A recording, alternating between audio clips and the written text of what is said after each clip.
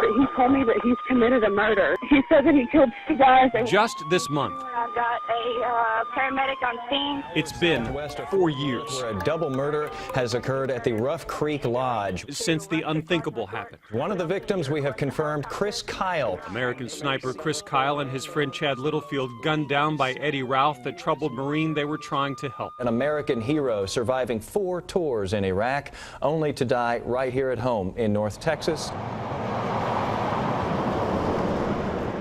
He wanted to have some kind of fame, so he got some fame all right for being a coward. In Robinson, Texas, the days and the anger for Kyle's brother Jeff are still sometimes tough to fight through. The person that took that life, they don't even deserve the breath that they're breathing. And a trip to a computer made another difficult day just that much worse. The Stoned Llama is what it's called. Tammy the Stoned Llama. A website hawking the drawings and the poems of the man who killed his brother. Eddie Ralph's artwork and writings from prison for sale. Honestly, what was your initial response? I was about ready to punch my computer screen. It's sickening. It pisses me off to know that these guys can be complete scum of the earth and be where they're at for good reason, and somebody's still trying to help them get rich off of being, you know, a piece of crap. That really gets me boiling. But if that got his blood boiling, Virginia Tech Massacre, Sung Cho. a duffel bag in Houston These are screenplays that he wrote in English literature. might be more than he can bear.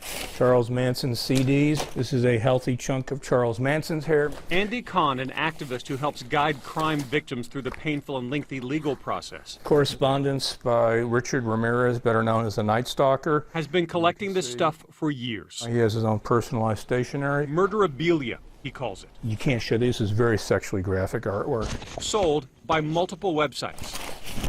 He collects it, he says, as proof But he also starts off saying Aryan greetings, Aryan greetings. mein Brunder. that it's an industry that needs to be shut down. From a victim's perspective, there's nothing more nauseating and disgusting when you find out the person who murdered one of your loved ones now has items being hawked by third parties for pure profit.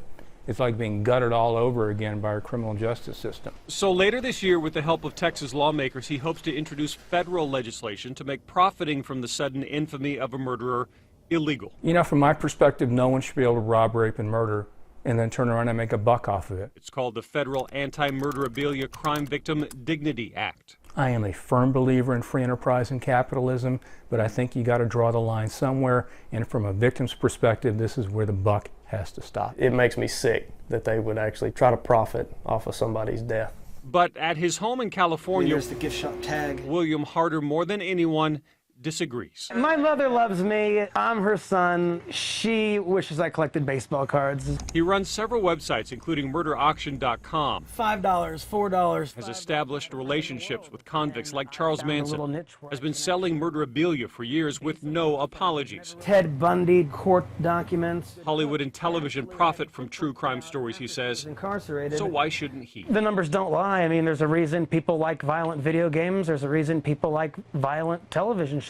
American culture is violent. We're a society born of violence, and I think it's in human nature. It's a disgrace that it's even there to begin with. For a Marine who lost his brother to a murderer, I'd like to see it shut down. a murderabilia dealer's arguments ring about as hollow as you can get. Anything you would say to the people who are running these websites?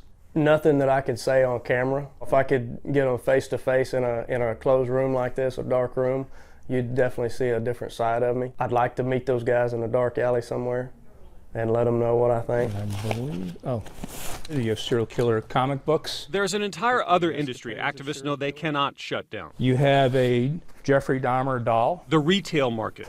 The way they actually advertise the doll, it says, open me up for a sure delight and see who I ate for dinner last night. It's a freedom of speech issue. You can't legislate bad taste. The manufactured stuff is bad taste. So the federal legislation will target anyone profiting from a convict's own work. But Jeff Kyle's anger isn't just reserved for a murderabilia dealer. If you buy this stuff, you have his disgust too. That's exactly what they are. If they actually contribute to the sickness then, you know, they're no better than the person they're buying it from. Now it's time to go for the knockout and get this bill passed. We owe crime victims the dignity, respect, and due process they have by shutting this insidious industry down. But this is Khan's 5th attempt. So far, no lawmaker has been willing to even give it a hearing. He's hoping the stone llama, the dove, and the writings of the man who killed the American sniper I just called in for an ambulance to Rough Creek Lodge and Resort. might finally be disgusting enough to end it for good. Kevin Reese, Channel 8 News.